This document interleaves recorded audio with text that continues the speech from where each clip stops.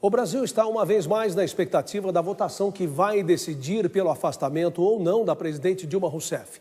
A sessão está marcada para esta quarta-feira no Senado.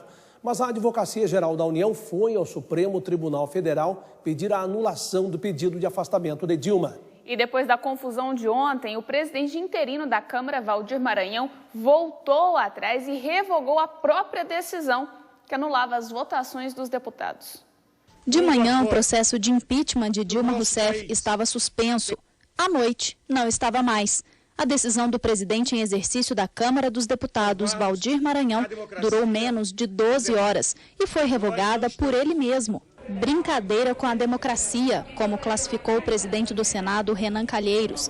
Um dia antes da votação que vai decidir o futuro da presidente, senadores criticavam Renan. Eu lamento que ele tenha adotado essa atitude. Eu, pessoalmente, disse a ele que a posição mais próxima do acerto não seria nem tomar decisão para um lado nem para outro, esperar um pouco. Ao passo em que o presidente do Senado desconhece uma decisão do presidente da Câmara, significa dizer que nós passaremos a partir de agora a viver sobre a mais completa insegurança jurídica e democrática do país. E o apoiavam. Quando percebeu que o Senado também não consideraria o seu ato impróprio, ele terminou recuando daquilo que ele não poderia ter feito jamais, porque ele não tinha mais competência, não tinha mais jurisdição, não tinha mais instância para tomar aquela decisão que era absolutamente preclusa. Um absurdo jurídico e um desatino político. À tarde, o governo entrou com o mandado de segurança elaborado pela Advocacia Geral da União no Supremo Tribunal Federal,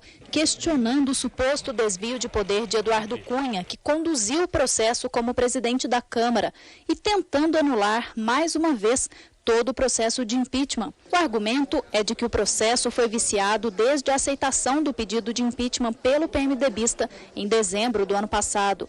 O advogado-geral da União, Eduardo Cardoso, afirmou que o governo vai judicializar o impeachment até o fim.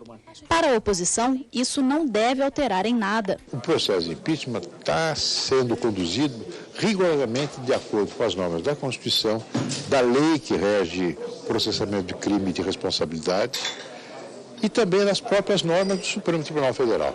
Por 2 vezes já houve o recurso ao Supremo, e nas 2 vezes os partidários do governo deram com o nariz na porta.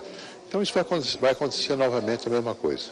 Do lado de fora do Congresso, tudo preparado para a sessão desta quarta-feira. A segurança na esplanada dos ministérios foi novamente reforçada para a votação do impeachment no Senado.